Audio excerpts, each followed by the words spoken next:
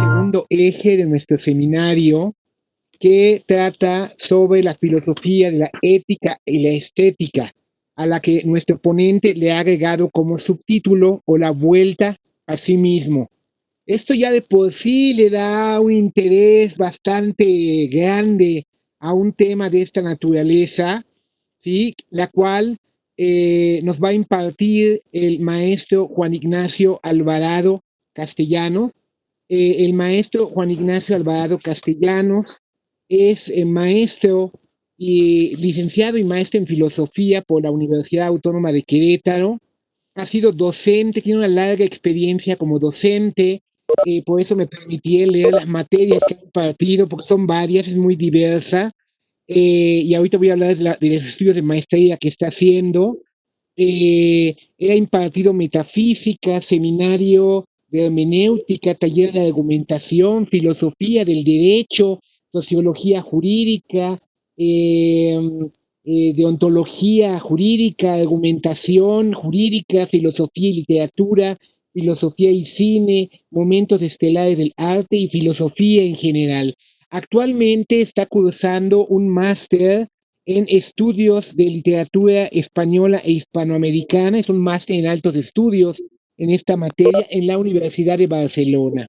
Se desempeña en estos momentos como subdirector de bibliotecas de la Cámara de Diputados. Él nos va a impartir durante 4 sesiones este interesante tema de la filosofía, de la ética y la estética. Y antes de pasarle la palabra, les quiero recordar a ustedes que por favor tengan los micrófonos cerrados, porque puede haber interferencia de sonido. Por favor, mantengan cerrados sus micrófonos. Es un parte de nuestro reglamento para que funcione nuestro seminario. Asimismo, todas las preguntas se van a hacer vía chat. Tengan la seguridad que un servidor y el equipo, todo el equipo que somos moderadores de este seminario, estamos viendo todas las preguntas que se hacen vía chat. Asimismo, es muy importante que sepan que se va a cerrar nuestra sesión a la mitad, por lo que si alguien está pensando volver después de la mitad de la sesión, desgraciadamente esto no va a ser posible. También les pedimos muy encarecidamente que las personas que no se hayan registrado con el nombre tal como deseen que aparezca en su reconocimiento que se les va a dar para este seminario, por favor se contacten con Alejandro Campo o con Francisco Osornio, o bien que fuera de la sesión escriban a nuestro correo electrónico círculo de lectura @diputados.gov.mx. Bueno, pues reitero, sean bienvenidas, sean bienvenidos, y le voy a ceder la palabra con mucho gusto al maestro Juan Ignacio. Por favor, maestro.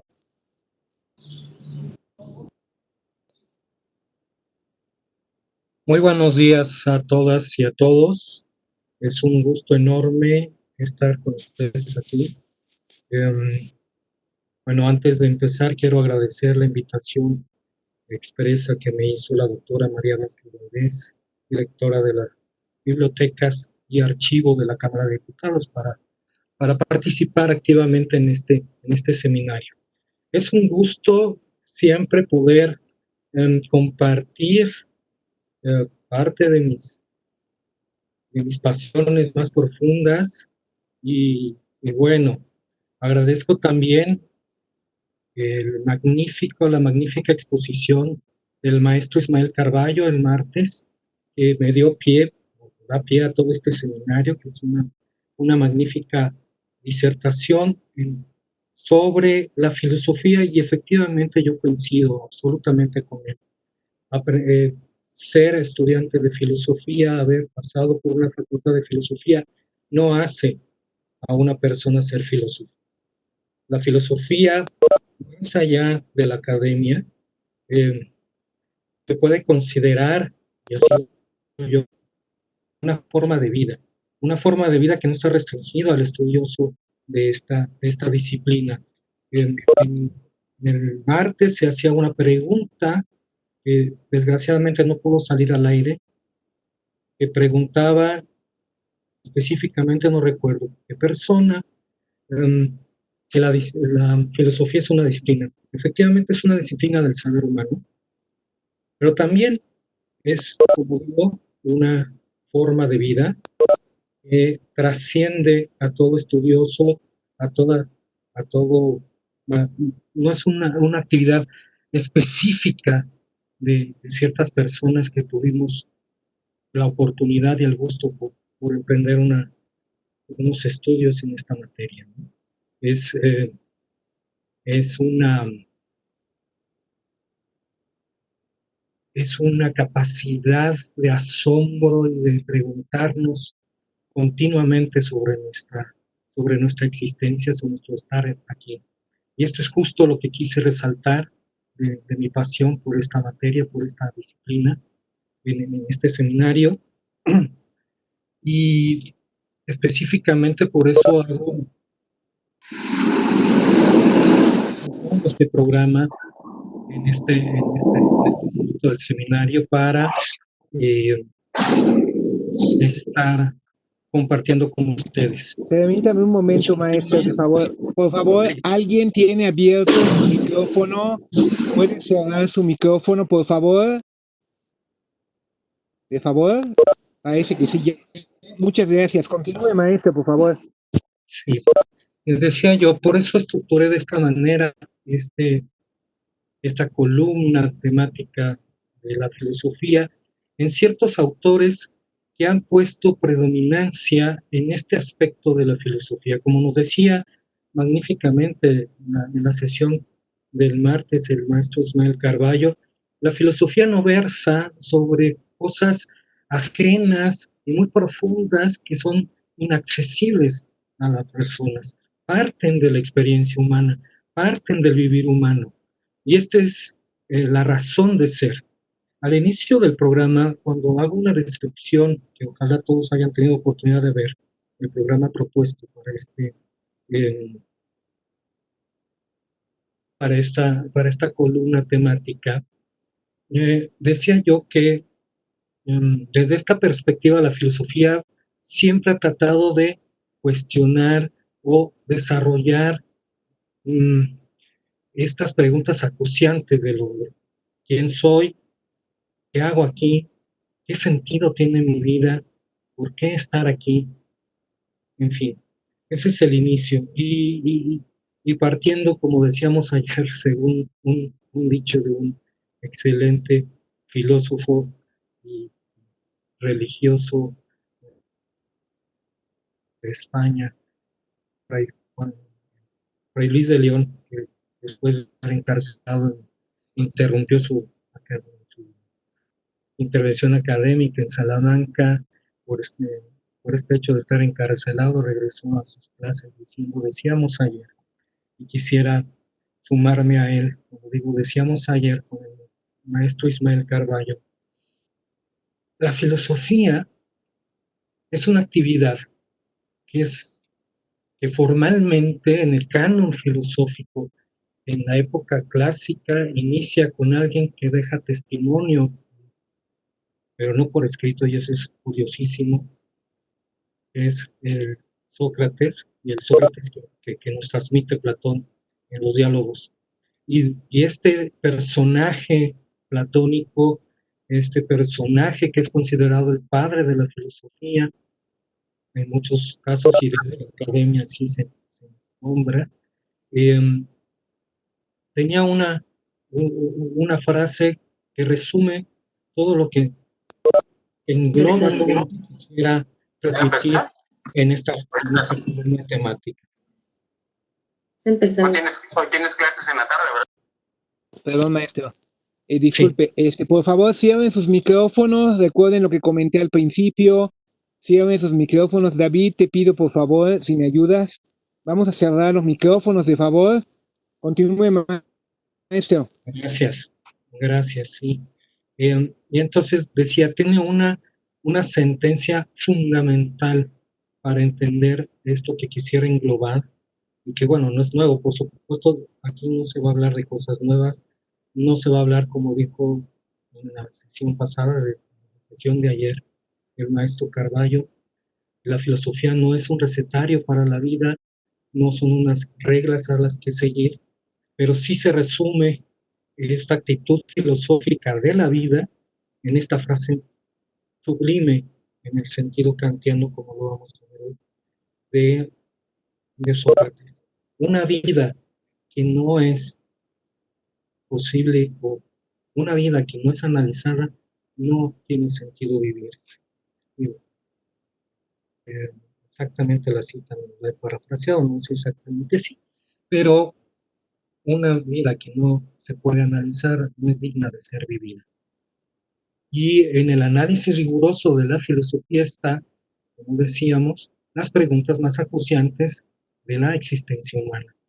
Y hay filósofos que en particular han tratado este tema y lo han tratado de una manera muy sistemática y muy profunda, pero no por ello de una manera inaccesible. Tal es el caso, por ejemplo, de Immanuel Kant, que evidentemente sí es en todo su rigor filosófico, un magnífico maestro de escuela, pero era un magnífico persona en el sentido de que todos sus principios los tenía, los aplicaba en su vida cotidiana. Asimismo, tenemos, por ejemplo, y específicamente estoy compartiendo, como decía desde un principio, mis pasiones dentro de esta disciplina,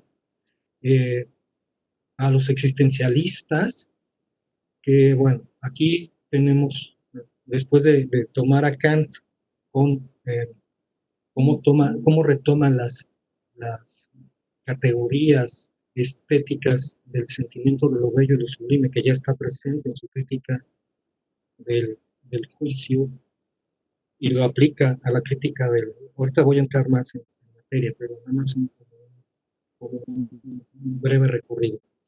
Una vez que pasa por todo un análisis de la estética, del sentimiento de lo bello y lo sublime, que se expresa humanamente en el arte, que es sublime y es trascendente, en el sentido profundo de la palabra, pasa a hacer en la práctica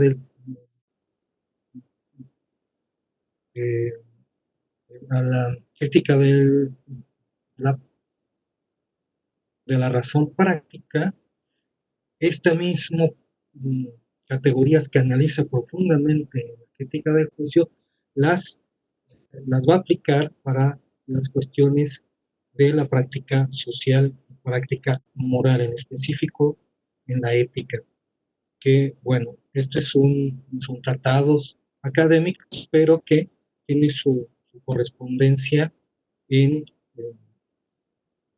en un tratado que es de divulgación, que es el que vamos a tratar brevemente el día de hoy, que es el sentimiento de lo bello y lo sublime.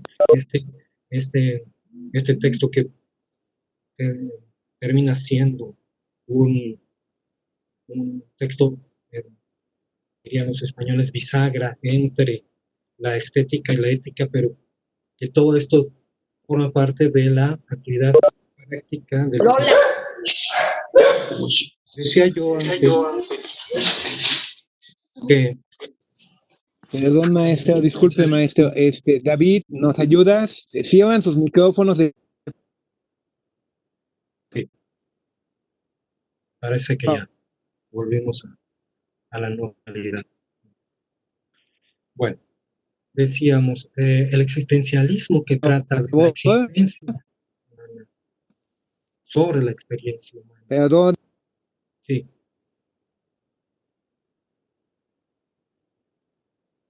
Ya continúo.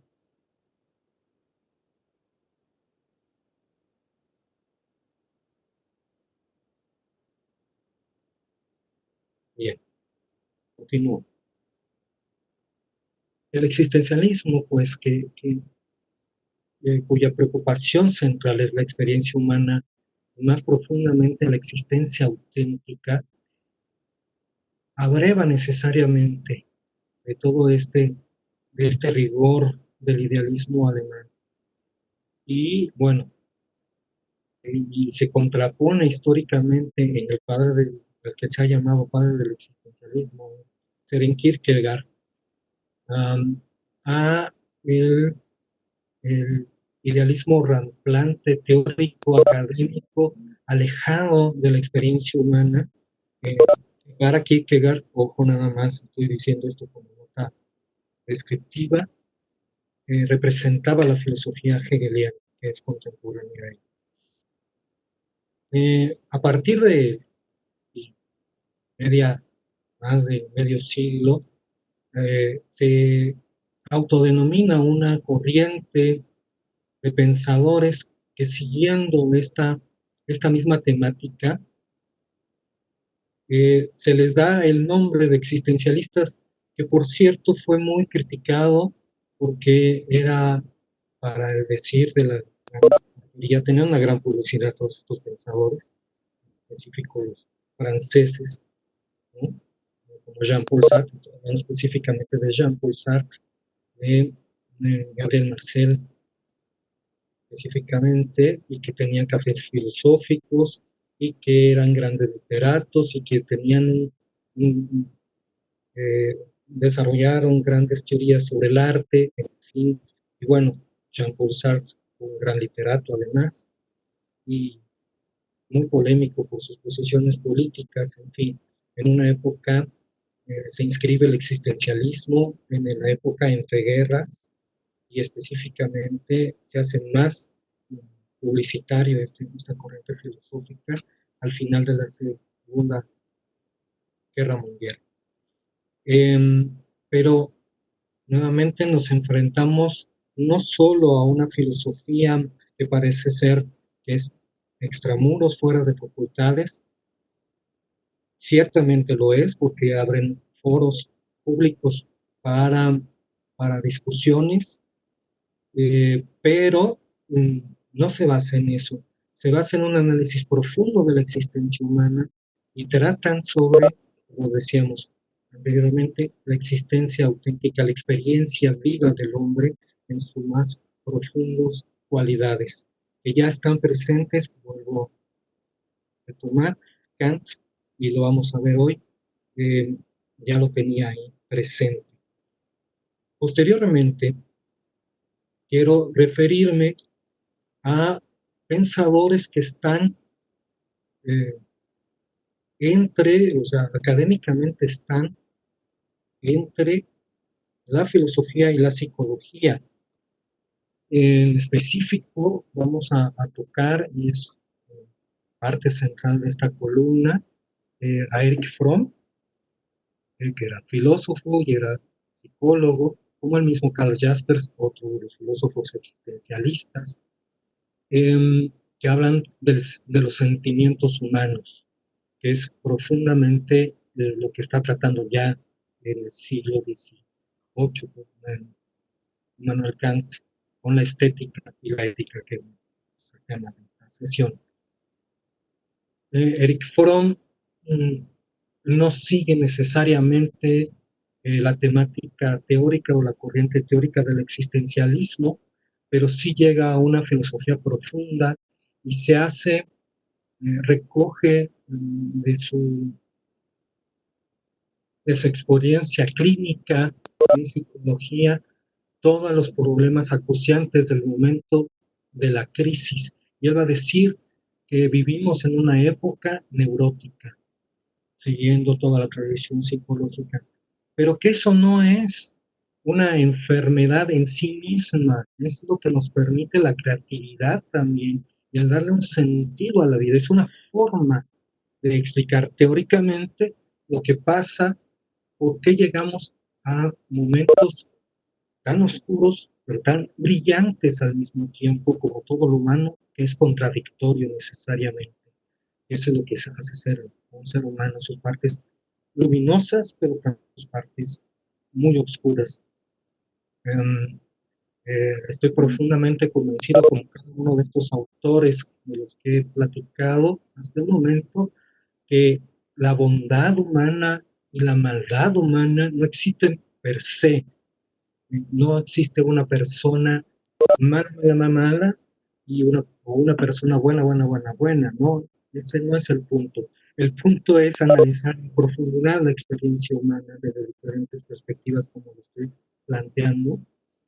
Y bueno, llegamos finalmente, ayer también hubo una pregunta, ayer el martes, con el maestro Ismael, que preguntaban, porque ese es un tema que también va a tratar, aun cuando planeamos por separado nuestras columnas y se nos pidió explícitamente que no coincidieran para no eh, hacer ruido, para, para no interrumpirnos la voz de uno con la voz del otro, pero coincidimos y yo, porque eso no lo había tenido contemplado, en el sentido de la vida de Víctor Frank. Me gusta que la perspectiva del maestro Ismael Carballo va a ser por otros derroteros. Yo sí voy a tratar con una corriente muy actual, la terapéutica, que a mí en lo particular se me hace magnífico, que sí tiene que ver con el existencialismo, con el humanismo profundo, desde la perspectiva del padre de la logoterapia, Víctor Frank, que habla del existencialismo como la filosofía profunda, y habla de la logoterapia, que tiene principios existenciales y profundos, eh, filosóficos. eh, este, la logoterapia como una terapia filosófica, aun cuando, y ahí sí, totalmente separado de la academia. Yo recuerdo bien, como estudiante de filosofía, que estaba proscrito hablar de terapéutica dentro de la licenciatura, de la maestría en filosofía, dado que la filosofía no puede, pues, muchas perspectivas de muchos maestros, no tiene por qué dar terapia. Y en sí misma no es una terapéutica. Al contrario, yo creo que cuestiona, y al cuestionar eh, la filosofía teórica, la filosofía académica, pero también la filosofía como un modo de vida, puede llegar a incluso llevarnos a una profunda depresión cuando eh, nos hacemos preguntas acuciantes, profundas sobre nuestros sentimientos y sobre el sentido de la vida. Eh, si nada más nos quedamos con las puras preguntas, que muchas de ellas no tienen respuestas y no tienen por qué tener respuestas, sí nos podemos llegar a, a dañar emocionalmente, ¿no? Pero ese no es el punto de la logoterapia. La logoterapia busca el sentido profundo, no como un recetario tampoco, es, es una forma sistemática y de alta academia. Víctor Frank, inclusive, o principio de esta corriente, que fue muy debatido también dentro de la psicología, pero finalmente se le reconoce como la tercera o cuarta corriente del psicoanálisis y del psicoanálisis profundo. Eh,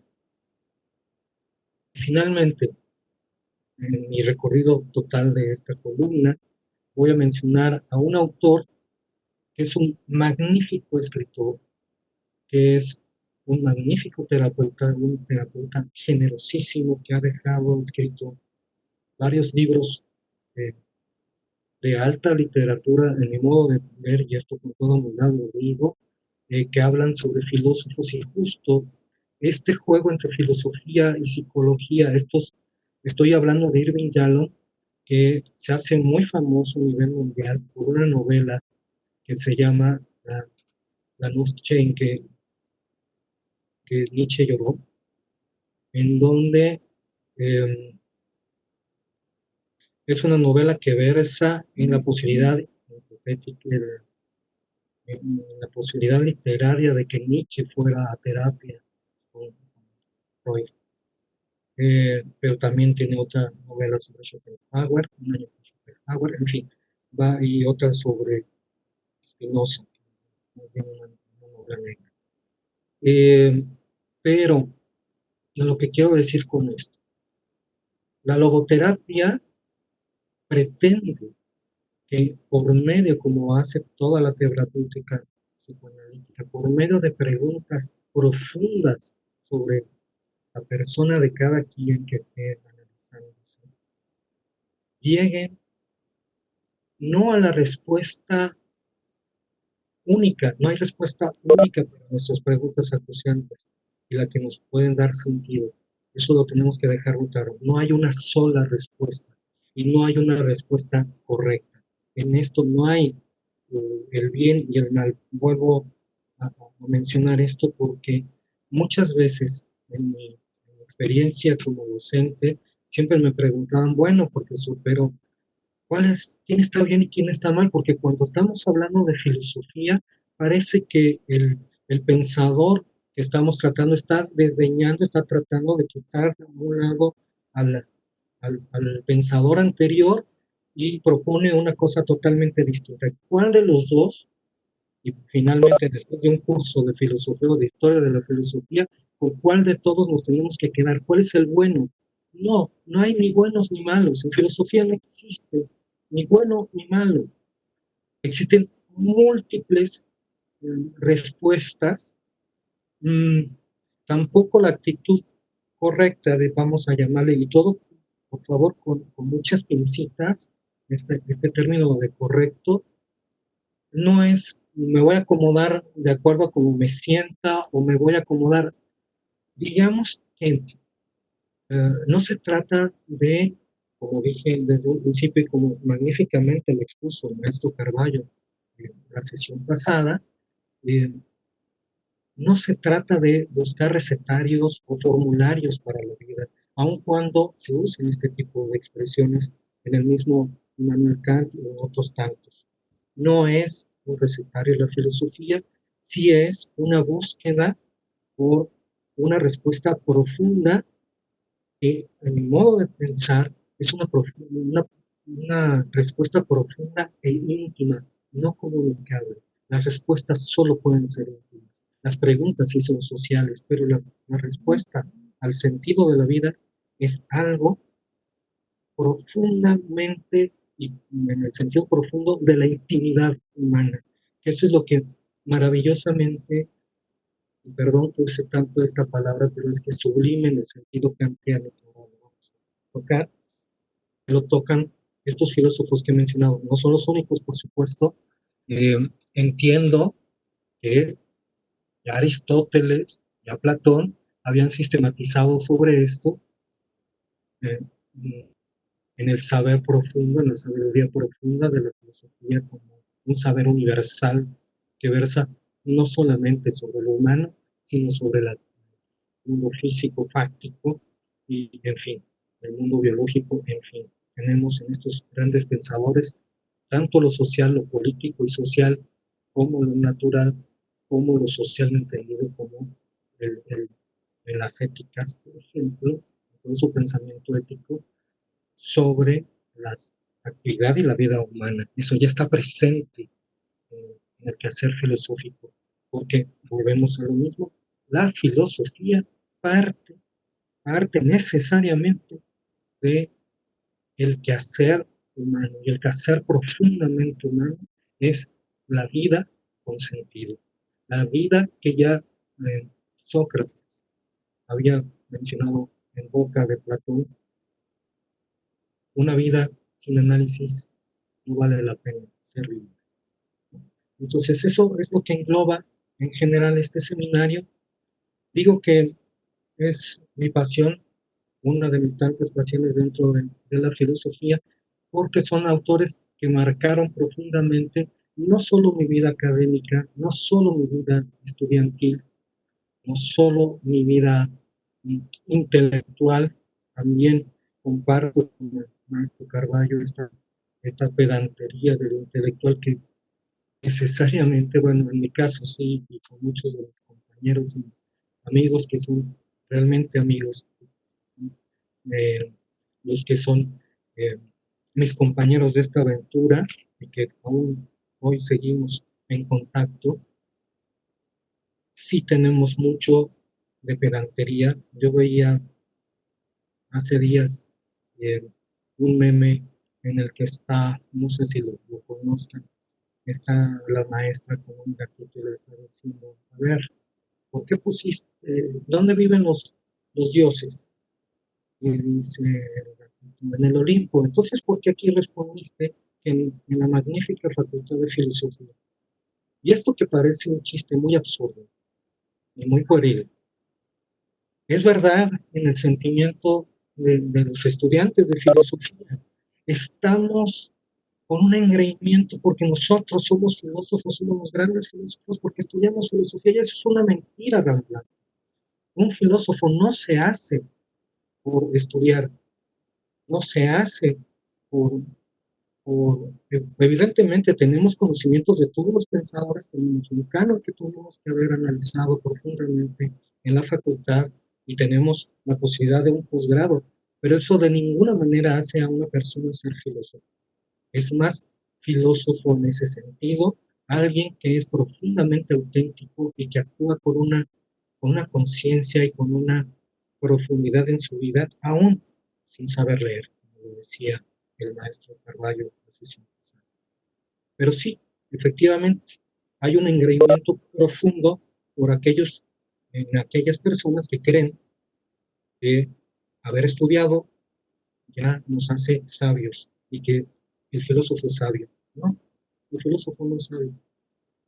No es sabio porque muchas veces, y con pena lo puedo atestiguar, mucha gente que tiene muchos conocimientos tienen una vida desastrosa y terminan por no tener sentido, e inclusive conozco casos personalmente de gente que habiendo estudiado filosofía y teniendo supuestamente esta gran categoría, se han suicidado.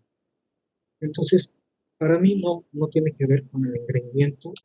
Yo no me considero, y esto sí lo tengo que dejar muy claro, yo no me considero un intelectual, yo no me considero filósofo, yo me considero un estudiante de filosofía, de filosofía, pero con muchas pasiones que quiero compartir. Entonces, ya entrando en materia, en el texto que propongo o que propuse para esta columna de Immanuel Kant, creo ver de una manera muy sistemática, muy profunda, toda la manera de percibir esto de la existencia humana como experiencia de vida humana. Voy a platicarles un poquito sobre Immanuel Kant, que nace en 1724 y 1800, y fallece en 1804. Era una persona con una autenticidad de vida impresionante, más allá de que era uno de los principales filósofos del momento, con unos conocimientos profundos de física, astrofísica, que podía estar platicando lo mismo con los grandes teóricos de la, de los padres de la astronomía moderna, que podía estar dando una charla como es el caso de, del texto que nos ocupa en esta sesión, el, lo bello y lo sublime, o sobre el sentimiento de lo bello y lo sublime, depende de la traducción que se tome. Y era una persona, dicen anecdóticamente, pero parece que está confirmado esto, tenía una ruta impresionante y era una persona totalmente auténtica, en la que eh, dicen que cuando él salía a dar clases todos los días y cuando el reloj de la plaza central de Kingsburg, su ciudad natal, no estaba a la hora, podían poner el reloj a la hora porque había pasado el profesor. Este señor que voy a referir porque es uno de los grandes filósofos, es de los pocos pensadores que en vida se publican cientos de libros, se discuten toda su obra en vida y él tiene la oportunidad de contestar, como le pasó a René Descartes, como le pasó a los grandes maestros de esta disciplina. Pero Yo creo que todo su pensamiento es hijo de su tiempo, por supuesto, tiene ideología en la manera en que estaba expresándolo el maestro Carballo. Sí hay ideología en la filosofía, es decir, se reproduce, se expresa el tipo de ideas que hay en cada momento, pero tienen una genialidad. Son creadores en el sentido literario de la palabra, porque logran, a partir de esa descripción de la realidad social y teórica del momento, logran a llegar a lo más profundo y a decir cosas que son trascendentes. Y aquí quiero eh, hacer el énfasis de este término trascendente, que no es, para Kant, supraterrenal, suprahumano. Cuando habla de los trascendentales del conocimiento, la crítica de la razón pura, se está refiriendo a la capacidad innata en el hombre de conocer y cómo es que el hombre conoce la realidad y cómo se puede llegar a conocer a sí mismo a través del conocimiento de lo externo a él, pero que es una, una capacidad innata en el hombre y que tiene dos, en el caso del conocimiento, no son la combinación de las capacidades naturales del hombre con respecto a la experiencia humana, lo que permite llegar a un conocimiento cierto, verdadero y profundo de la vida. En ese sentido se habla de trascendencia, que es para todo lo humano. El humano se trasciende a partir de ser humano y ser un humano auténtico, que eso es propiamente el trabajo eh, que pretende expresar a lo largo de todo su pensamiento moral, que no está alejado, insisto, de su parte teórica profunda, analítica, filosófica. El tema de lo bello y lo sublime, que ya lo había tocado, como lo dije anteriormente, en la crítica del juicio, para referirse, para hacer un análisis trascendental de la experiencia artística y de la cualidad artística del hombre, porque eso es en realidad lo que está expresando un hombre que puede hacer artes porque es creador, porque una de las notas distintivas y más eh, naturales de la naturaleza humana para acá es el ser creador, pero no como el procrear a un ser humano solamente, sino que se puede estar creando, al crear arte, se está creando a sí mismo. Y eso es clarísimo cuando vemos que estas categorías del sentimiento, de las capacidades, vamos a decir, naturales del hombre, de sentir en la experiencia, en los objetos, lo bello, lo sublime, es algo natural a todo ser humano. Y se debe de expresar no solo por una expresión artística, es una de las maneras, por supuesto, de realización de estas notas profundas y características del ser humano, pero no es solamente esto. El arte, el verdadero arte, para lo sublime del arte, se encuentra cuando el creador puede expresar en la obra, llámese una poesía, llámese una, una, una pintura, llámese, en fin, el creador puede expresarse a sí mismo en la obra, en la experiencia de lo que le ha resultado profundamente conmovedor y que ha querido expresar por medio de su obra.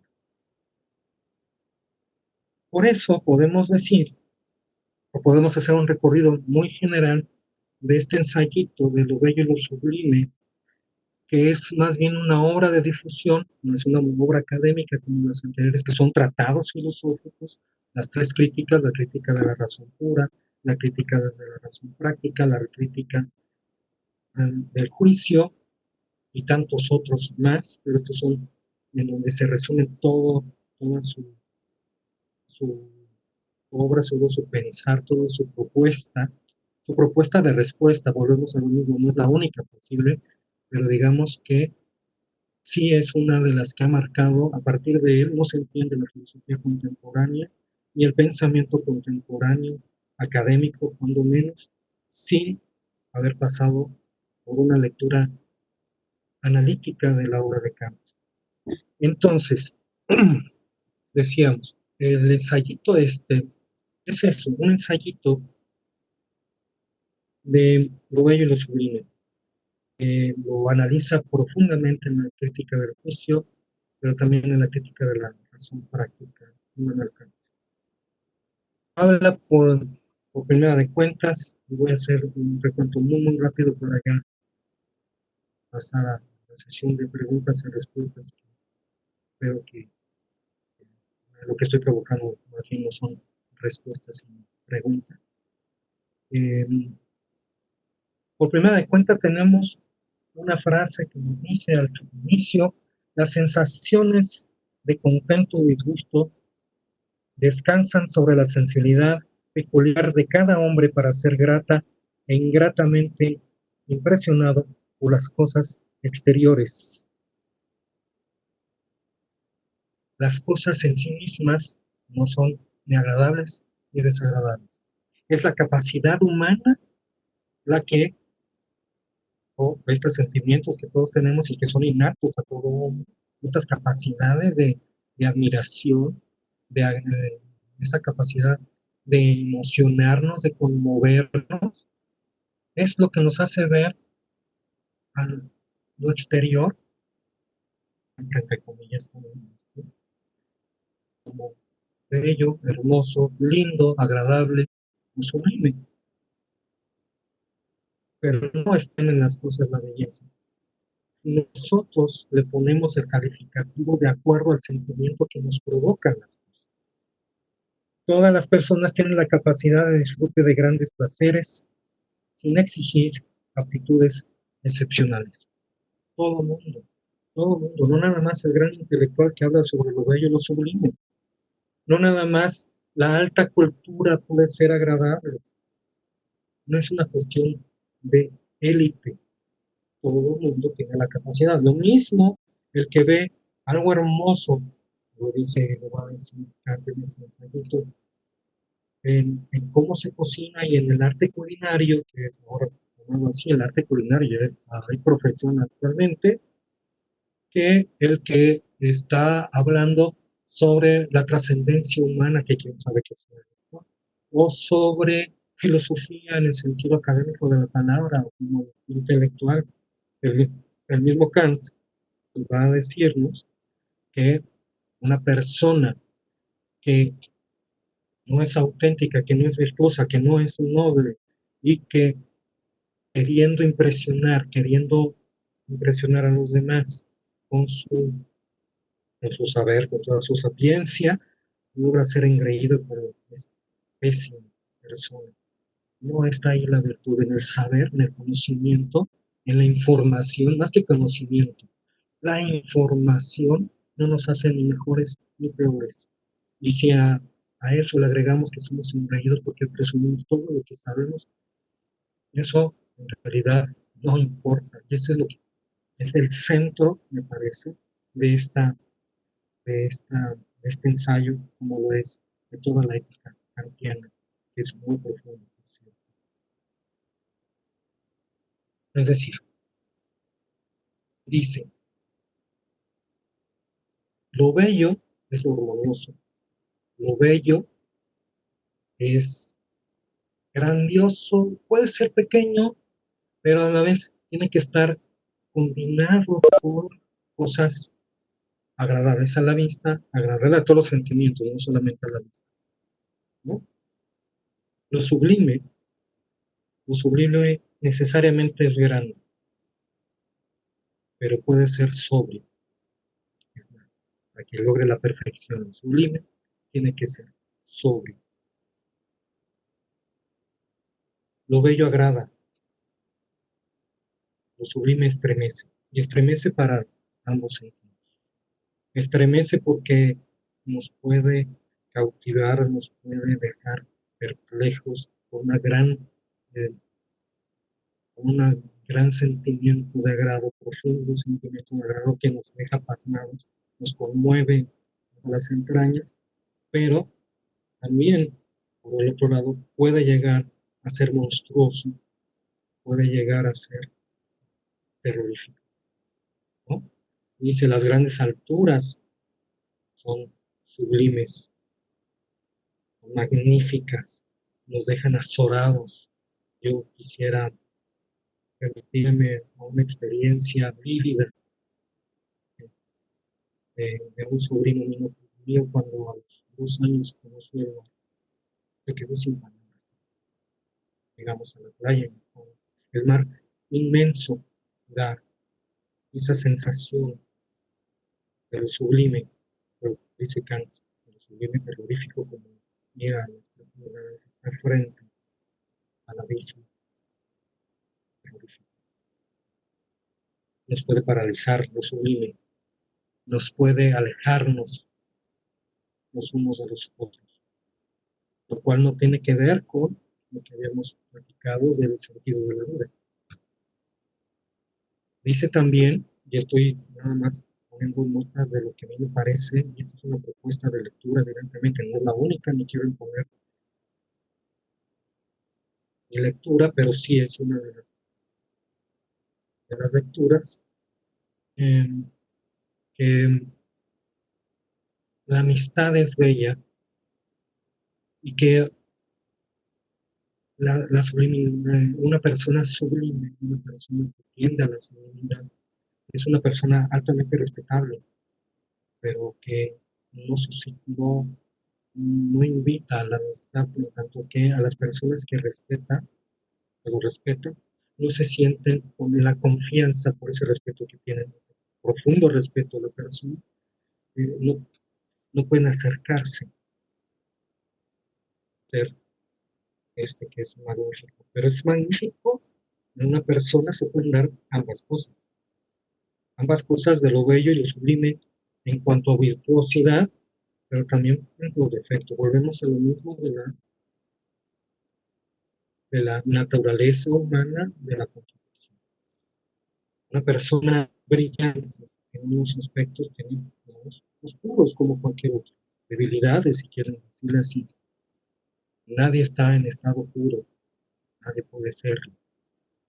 Y una relación humana no puede serlo, estado puro, solamente en lo sublime, en lo magnánimo, en lo magnífico, y en lo que inspira terror, sería, no se puede dar la sociabilidad, no se puede dar la amabilidad, no se puede dar el amor. Pero, ¿por qué? En la belleza noble, como lo sublime noble, se trata de la comunicación profunda. En la comunicación profunda en el sentido de que igual podemos compartir cosas agradables que desagradables con un auténtico amigo. Podemos estar de acuerdo o no, podemos pelearnos o no. Qué bueno que se den los pleitos. No podemos estar de acuerdo permanentemente con las personas, pero sí podemos buscar la armonía en nuestras relaciones. Que esa búsqueda, además, es una búsqueda consciente por acá, consciente, es un estarse continuamente autoeducando. La armonía es, pues, una búsqueda consciente por estar con la otra persona. Y eso es lo que en la belleza de mi trato, si es que ese es mi principio, no para agradarlo a otro, para no pelearme con el otro. Voy a hacer lo que él pida, sin cuestionamientos, para agradar a él. No no para resaltar y adorarlo al otro, porque es mi amigo porque me dice cosas bonitas. En realidad, el amor entendido no nada más como el amor de las preferencias sexuales, el acto sexual, sino el amor profundo de una persona, tiene para acá, eso es muy claro cuando hablo de amor, tiene que estar basado en ese principio, en esa búsqueda consciente de la armonía. El ser bello puede llegar a ser sublime, pero al llegar a ser sublime ya es incomunicable. Es esa mi lectura. Ese es el momento en el que la persona no puede comunicar porque está cautivado en eso que lo está haciendo, ese sentimiento de lo sublime. Está cautivado, está azorado de sí mismo. Y los demás lo pueden ver. Hay momentos en la vida en que estamos así. Por el terror profundo, la muerte, por ejemplo. Cuando hemos convivido profundamente con alguien, íntimamente con alguien, y de repente nos ven. Es terror, pero también es una conmoción profunda que va más allá del terror. Sí, tiene notas de terror, pero no es el miedo lo que nos pasa de la muerte de un ser querido. Es ese algo incomunicable. Es ese algo que por lo menos a mí, cuando yo voy a un funeral o cuando estoy con alguien cercano a mí y ha perdido a mí, no sé qué decirle. Solamente lo único que puedo hacer es abrazarlo, hacerle sentir, expresar de alguna manera que estoy con él, pero no lo puedo comunicar, no puedo decirle nada. Las palabras sobran en ese momento, pero también las palabras sobran del lado que está sintiendo. No nos pongamos muy serios, no hagamos intención. Ese es nada más un aspecto. El otro, la belleza, la armonía tiene que ver con mucho más que eso. La belleza y la armonía humana tienen que ver también en principios conscientes, como decíamos, principalmente con la armonía y la búsqueda consciente de qué transmitirle al otro, cómo me voy a dar al otro. Habla de dos sentimientos o de dos posibles caminos o visiones o presentaciones de cómo se presenta en el sentido latino de la persona, el corazón, cómo resueno ante los demás, cómo me ven los demás, las caras que transmito a los demás. Se pueden dar de dos maneras, o virtuosamente, anclado en principios, o simplemente llevados por estos sentimientos que son connaturales de la compasión y del estar en la complacencia de los demás. Nos hacen ser gente buena en general. Cuando yo y no que sea fingido, pues, estos sentimientos, cuando yo me conmuevo porque veo una persona que está pidiendo limosna en la calle, un niño que pide limosna en la calle, y quiero darle algo a una persona necesitada, pero este movimiento de a esta acción buena, de buscar cómo ayudarle, ¿no? Puede ser de dos tipos, o virtuosa para acá, o simplemente es sucedáneo y no es la virtud, es una falsa virtud, es una falsa actitud frente a los demás. Tenemos aptitudes naturales y tenemos actitudes. Se pueden resumir en actitudes esporádicas, ¿no? Y puede decir Kant, una persona que es benévola en ese sentido de que se conmueve y es compasivo con los demás, porque cada vez que sale a la calle le da limosna a los necesitados, en fin, quiere ayudar porque los conmueve, porque el sentimiento es lo que lo mueve, no es realmente virtuoso, porque estas actitudes nos llevarían al absurdo de que siempre nos lo pasaríamos llorando, sintiéndonos y nos paralizaríamos sin hacer nada más que estar compadeciéndonos del resto de la humanidad. Por el contrario, sí, es una actividad o me mueve a la acción principios de la bondad humana, pues sí voy a ayudar en la medida de mis posibilidades, pero haciéndolo más conscientemente y compadeciéndome no nada más con esta inmediatez de un acto particular o la inmediatez del sentimiento que me produce ciertas carencias, sino como un principio de vida en el que voy a ayudar no nada más a los necesitados, sino que voy a ayudar, pero lo más profundo. No solamente me quedo en qué voy a hacer con los demás, qué tengo que hacer para ayudar a los demás. Yo no puedo ayudar a los demás si yo no tengo principios sólidos en mí. Eso es hacer conciencia. ¿Hasta dónde tengo la capacidad de ayudar? ¿Qué puedo ofrecerle? Es ofrecer la ayuda, pero no puedo ofrecer nada de lo que yo no tengo, más allá de las cosas físicas. Este es un principio, por ejemplo, de la gente, de los rescatistas, pero de la gente de protección civil. No podemos ayudar a las personas si antes no estamos nosotros resguardados. Un principio que parece muy egoísta de estas personas y de la gente que se dedica a esto, a ayudar a las personas, si realmente son conscientes de ello, en el sentido kantiano, primero yo, después y al último yo. Solamente si yo estoy seguro puedo ayudar a estar en seguridad a los demás. Solamente si yo empiezo por mí mismo y hago consciente lo que yo necesito para poder ayudar a los demás. ¿Y cuáles son mis herramientas que he construido para hacer eso?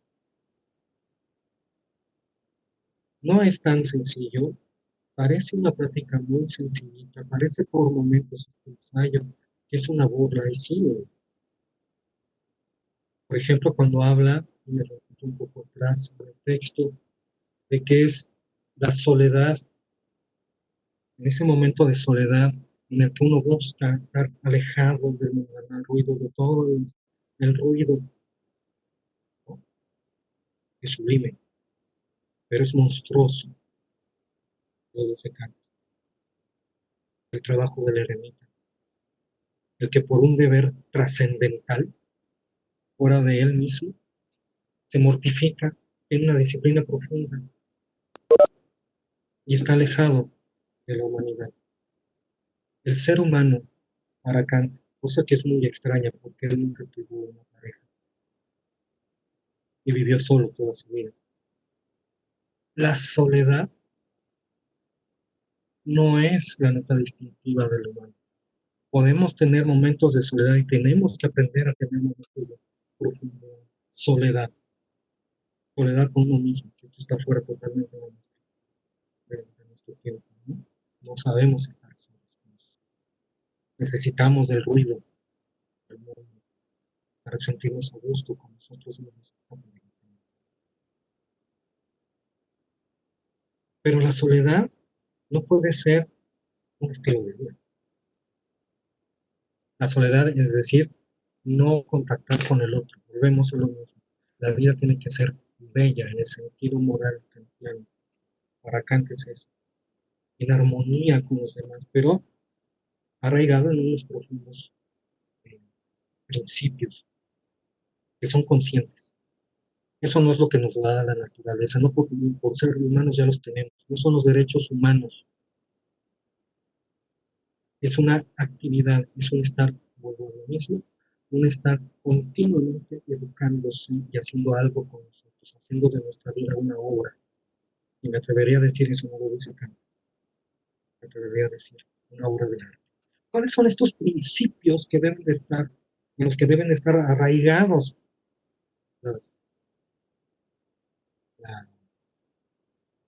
toda acción humana? Todos esos son principios universales, trascendentes, que con la conciencia no se logran nada más con los sentimientos buenos, con las acciones buenas. Es con una profunda conciencia, no académica, no de información solamente, sino una profunda vuelta a sí mismo, a ser consciente de lo que soy, de lo que tengo por ofrecer, de lo que quiero ofrecer, de lo que estoy dispuesto a ofrecer con mi vida. Mis actos como reflejo de mis principios de vida, mi vida como una serie de actos profundos y conscientes, conmigo primero, pero hacia los demás. ¿Cuáles son esos principios? Y con eso terminaría por hoy. Quisiera compartirles que propone Immanuel Kant un imperativo categórico. Al parecer, con todo lo que habíamos dicho, parece que deja mucho, y si leemos el libro, este ensayo, nos vamos a dar cuenta que deja mucha flexibilidad, es muy libre, no, inclusive habla del fanatismo religioso, en fin, de aquella persona que nada más por el deber del deber, lo que tiene que cumplir, hace un acto religioso, pero más allá de eso, en su vida no se refleja. Parece que es muy liberal en ese sentido, pero sin embargo, en lo más profundo de su propuesta ética, ética en el sentido no como moral, la costumbre que está más asociada en este texto, lo podemos ver en el honor, en el qué dirán de los demás, en el cómo me perciben los demás, y en la medida en que los demás me perciban, voy a hacer o dejar de hacer porque me van a calificar los demás mis actos, y entonces lo que me limita para no hacer cosas es qué van a decir los demás, voy a caer en vergüenza pública. De eso no se trata. ¿Cuáles entonces son esos principios? Y tiene una propuesta ética en el sentido de lo que me motiva profundamente. ¿Cuál es eso? ¿Cuáles son esos principios? Y le va a llamar el imperativo categórico. Las categorías de todo acto humano se reducen a 4 exigencias para ser profundas y para ser auténticas, consciente. Esos principios que se reducen en 4 sentencias. Los quisiera exponer. Si me permiten, voy a poner una diapositiva donde están expresados y los voy a brevemente, desde mi lectura, vuelvo a decir, de estudiante de filosofía, se los quiero compartir. Permítanme un momento.